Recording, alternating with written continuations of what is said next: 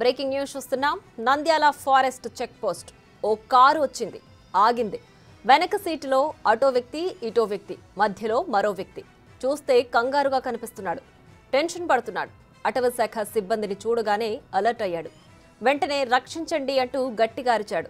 అసలేం జరుగుతుందో అర్థమయ్యే లోపలే కారు పరుగు ప్రారంభమైంది. అధికారుల నుంచి పారిపోయేందుకు కారు స్పీడ్ను పెంచారు. దీంతో అటవీ శాఖ వారిని మరో కారులో వెంబడించారు. మామూలు ఇన్స్పెక్షన్ కాస్త చేజింగ్గా మారింది. వారిని వెంబడించి పట్టుకున్నారు. అయితే ప్రధాన కిడ్నాపర్ కూపీ లాగితే హైదరాబాద్ కిడ్నాప్ కథ బయటకొచ్చింది.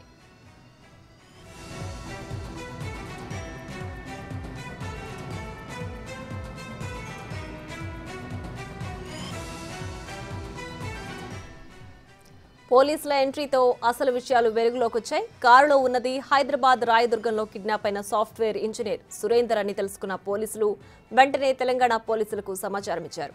వారు రావడం, బాధితుడితో పాటు కిడ్నాపర్లను హైదరాబాద్కు తరలించడం జరిగిపోయింది. అయితే అసలు కిడ్నాప్ ఎందుకు చేశారు? నల్లమల వైపు సురేందర్ను ఎందుకు తీసుకెళ్లారు? కిడ్నాపర్లెవరు? వారికి బాధితుడికి ఉన్న సంబంధం ఏంటి అనే ప్రశ్నలపై ఫోకస్ పెట్టారు పోలీసులు. ఈ విషయాలను తెలుసుకునేందుకు అటు బాధితుడిని, కిడ్నాపర్లను విచారించారు.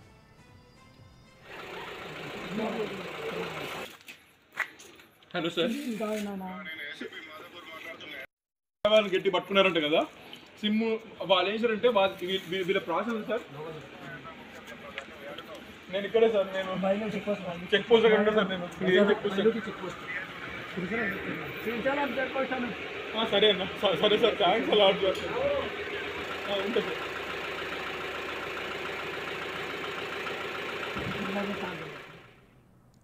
గురువారం సాయంత్రం కాజాగూడ చెరువు వద్ద తన చెల్లితో మాట్లాడుతుండగా సురేందర్ను కిడ్నాప్ చేశారు దుండగులు. సురేందర్ షిఫ్ట్ డిజైర్ కారులో కిడ్నాప్ చేసి తీసుకువెళ్లారు నలుగురు దుండగులు. ఈ దారుణానికి పాల్పడింది సురేష్ అండ్ గ్యాంగ్ అని పోలీసుల దర్యాప్తులో తేలింది.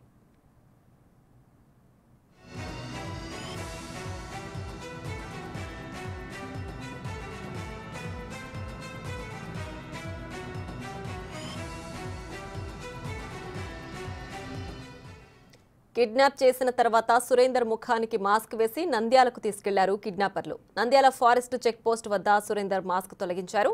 అయితే ముఖంపై గాయం ఉండడం, కాపాడండి అండి అంటూ అరవడంతో చేజింగ్ చేసి మరీ అదుపులోకి తీసుకున్నారు. నంద్యాలలోనే 2 నిందితులు పట్టుబట్టారు. విషయం తెలుసుకున్న సైబరాబాద్ పోలీసులు నంద్యాలకు వెళ్లి వారిని తీసుకొచ్చారు. ప్రస్తుతం పోలీసుల అదుపులో 3 కిడ్నాపర్లు ఉన్నారు. కిడ్నాప్కు సూత్రధారిగా ఉన్న సురేష్ అనేక కిడ్నాప్ కేసులలో నిందితుడిగా ఉన్నట్లు పోలీసులు గుర్తించారు.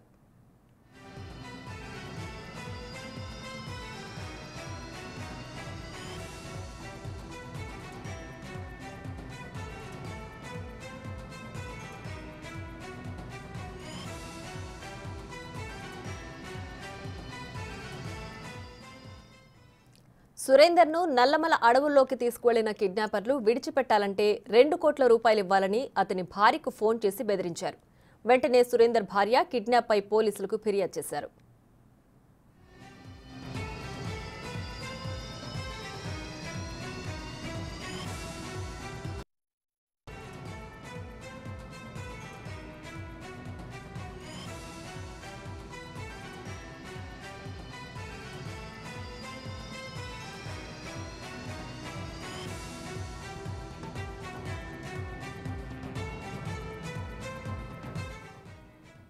ఇక దీనిపై మరింత సమాచారం మా ప్రతినిధి సురేష్ రాయదుర్గం పోలీస్ స్టేషన్ నుంచి అందిస్తారు.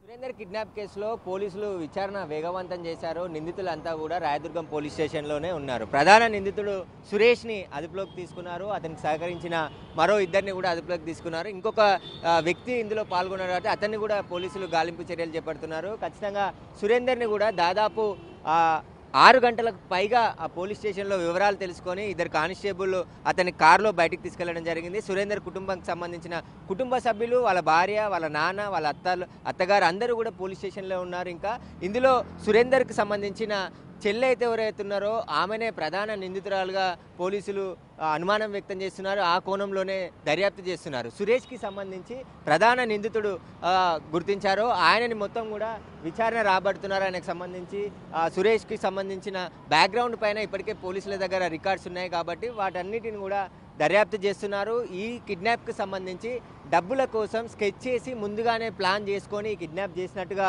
పోలీసులు అయితే గుర్తించడం జరిగింది. దీనికి సంబంధించి ఎవరెవరి పాత్ర ఉందనేది చాలా క్లియర్గా ఇన్వెస్టిగేషన్ చేయడానికి టైం పడుతుంది కాబట్టి రేపు మధ్యాహ్నం 12 గంటలకి ప్రెస్ మీట్ పెట్టి కిడ్నాప్కి సంబంధించిన పూర్తి వివరాలన్నిటిని కూడా వివరిస్తామని చెప్పేసి పోలీసులు చెప్తున్నారు. విచారణ జరుగుతుంది. ఈ రాయదుర్గం పోలీస్ స్టేషన్లోనే ఫస్ట్ ఫ్లోర్లో నిందితులందరినీ కూడా 3 నిందితులని ఉంచి విచారిస్తున్నారు. అదేవిధంగా కుటుంబ సభ్యులు, అదేవిధంగా సురేందర్ సిస్టర్ని కూడా విచారిస్తున్నారు. సురేందర్ సిస్టర్ పాత్ర ఎంతవరకు దీంట్లో ఉంది, ఆమెనే ప్రధాన నిందితురాలుగా ఉందా, ఈ సురేష్కి వాళ్ళ సిస్టర్కి ఎలాంటి పరిచయం ఉంది, అసలు ఈ కిడ్నాప్ జరగడానికి గల కారణాలు ఏంటి, వాటన్నిటికి సంబంధించి ఈ పట్టుబడ్డ నిందితులందరి ఫోన్ డేటాతో పాటు సురేందర్కి సంబంధించిన ఫోన్ డేటాను కూడా పరిశీలిస్తున్నారు. సురేందర్ వైఫ్కి ఫోన్ చేశారు. సురేందర్ వైఫ్ గురువారం రోజు హైదరాబాద్లో లేదు, ఆమె ఊరికి వెళ్ళింది, ఊర్లో ఉంది. సాయంత్రం సమయంలో తను భర్త కిడ్నాప్ అయినట్టు ఫోన్ రావడంతో తెల్లారి హైదరాబాద్కు వచ్చి రాయదుర్గం పోలీస్ స్టేషన్లో ఫిర్యాదు చేయడం జరిగింది.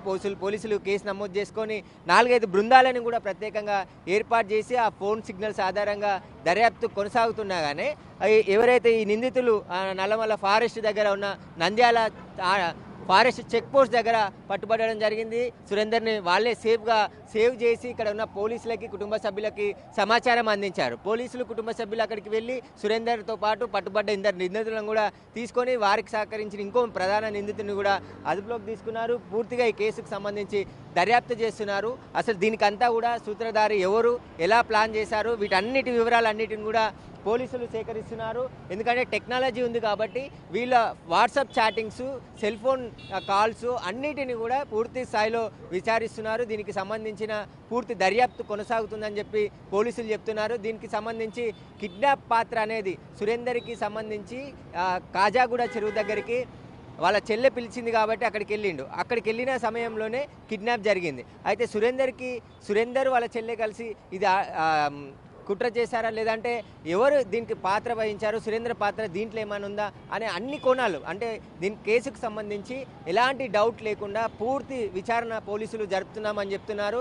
సురేందర్ని అయితే సేఫ్గా ఇక్కడ తీసుకొచ్చాము కాబట్టి ఇప్పుడు దర్యాప్తు మీద దృష్టి పెట్టాము. నిందితులు కూడా 3 పోలీసుల అదుపులోనే ఉన్నారు కాబట్టి పూర్తి దర్యాప్తు కొనసాగుతుంది. వారికి సంబంధించిన కాల్ డేటా తెప్పించుకున్నాము, వాటికి సంబంధించి పూర్తిగా విశ్లేషిస్తున్నామని చెప్పేసి పోలీసులు చెప్తున్నారు. రేపు ఉదయం 12 గంటలకు ప్రెస్ మీట్ పెట్టి నిందితులను మీడియా ముందు చూపెడతాము, ఆ తర్వాత కోర్టులో హాజరుపరుస్తామని చెప్పేసి కూడా పోలీసులు చెప్తున్నారు. ఇది ఒక మిస్టరీగా, అంటే ఈ కేసుకు సంబంధించి ట్విస్టుల మీద ట్విస్టులు కనబడుతున్నాయి. ఒకవైపు సురేందర్ సిస్టర్కి సంబంధం ఉందా, మళ్ళీ లేదంటే సురేషే పాత నేరస్తుడు కాబట్టి ఇలాంటి కిడ్నాప్లు చేసిండు, డబ్బులు ఆసిఫ్ నగర్లో ఇలాంటి కిడ్నాప్ పాల్పడి డబ్బులు డిమాండ్ చేసి పోలీసులకు పట్టుబడి జైలుకు వెళ్ళిండు సురేష్కి సంబంధించిన టీము నేర చరిత్ర అంతా కూడా ఉంది కాబట్టి వీళ్ళంతా ప్లాన్తోనే ఈ స్కెచ్ చేసి అంతా కూడా కిడ్నాప్కు పాల్పడ్డారా, ఇదంతా కూడా ఎలా జరిగింది అనేది దర్యాప్తులో తేలుతుందని చెప్తున్నారు. ముఖ్యంగా కాజాగూడ చెరువు దగ్గర చాలామంది ఒక స్పాట్గా మారిపోయింది. చాలామంది అక్కడ వచ్చి మాట్లాడుకుంటూ ఉంటారు. ఆ క్రమంలోనే అక్కడ ముందుగా ప్లాన్ చేసుకుని అక్కడ రప్పించి ఈ కిడ్నాప్ వ్యవహారం నడిపించారా. ఇంకొకటి సురేందర్కి సంబంధించిన కార్నే నంద్యాల ఫారెస్ట్ వరకు కూడా తీసుకెళ్లారు. అంటే కిడ్నాపర్లు ఎంత ధైర్యం ఉంటే అదే కారులో వాళ్ళు తీసుకున్న కారు ఖరాబ్ కావడంతో మళ్ళీ సురేందర్కి సంబంధించిన కారుని భయపెట్టించి తెప్పించి ఆ కారులోనే ఇక్కడ నుంచి నంద్యాల వరకు కూడా నిందితులు వెళ్ళారు. ఆ కారుకి సంబంధించిన టోల్ గేట్స్ అవన్నీ కూడా పోలీసులు విచారిస్తున్నారు. ఆ కారు ఎక్కడెక్కడి నుంచి ఏ రూట్లో వెళ్ళింది, ఆ కారుకి సంబంధించిన టోల్ గేట్కి సంబంధించి, ఎందుకంటే ఔటర్ రింగ్ రోడ్ ఎక్కారు అంటారు, ఔటర్ రింగ్ రోడ్ నుంచి శంషాబాద్ నుంచి శ్రీశైలం హైవే విధంగా నల్లమల్ల ఫారెస్ట్ వైపు వెళ్ళారు. ఆధారంగానే అన్ని ఫారెస్ట్లకు సంబంధించి, టోల్ గేట్లకు సంబంధించి ఇన్ఫర్మేషన్ రాయదుర్గం పోలీసులు ఇచ్చారు. నంద్యాల నరసింహారెడ్డి టీమ్గా ఏర్పడి దానికి సంబంధించి ఆయన ఆధ్వర్యంలో బృందాలన్నింటినీ కూడా పంపించారు. ఆయనకి చాలా ఎక్స్పీరియన్స్ ఇలాంటి కేసులో ఉంది కాబట్టి ముందుగానే ఎవరికి ఇన్ఫర్మేషన్ ఇవ్వకుండా ఒక ఫోటో కూడా, ఈ కిడ్నాప్ అయిన సురేందర్ ఫోటో కూడా మీడియాకి రాకుండా చూశారు. పోలీస్ స్టేషన్కి వచ్చిన తర్వాతనే ఈ ఇన్ఫర్మేషన్ అంతా తెలిసింది కాబట్టి దీనికి సంబంధించి దర్యాప్తు లోతుగా జరుపుతున్నాము. ఆ మహిళనే కీలకంగా ఉందనే సమాచారం పోలీసుల దగ్గర ఉంది. అందుకే ఇంత లేట్ అవుతుందని చెప్తున్నారు. ఎందుకంటే ఆమెకు సంబంధించిన ఆధారాలన్నిటిని కూడా సేకరించిన తర్వాతనే ఆమెని నిందితురాలిగా కేసులో చేర్చే అవకాశం ఉందని చెప్పేసి పోలీసులు చెప్తున్నారు. దీనిపైన అయితే పూర్తి దర్యాప్తు కొనసాగుతుంది. సురేందర్ కుటుంబ సభ్యులంతా రాయదుర్గం పోలీస్ స్టేషన్లోనే మధ్యాహ్నం నుంచి ఉన్నారు. వారికి సంబంధించి వివరాలన్నీ తెలుసుకుంటున్నారు. ఎందుకంటే ఈమె సిస్టర్కి సంబంధించిన పాత్ర ఎంతవరకు ఉన్నది, వీళ్ళ కుటుంబ సభ్యులందరినీ కూడా ఒక్కొక్కరిని పిలిచి వివరాలు అడిగి తెలుసుకుంటున్నారు. లోతుగా దర్యాప్తు చేస్తున్నాం. రేపు పొద్దున మీడియా ముందుకి నిందితులను తీసుకొస్తామని చెప్పేసి కూడా పోలీసులు చెప్తున్నారు.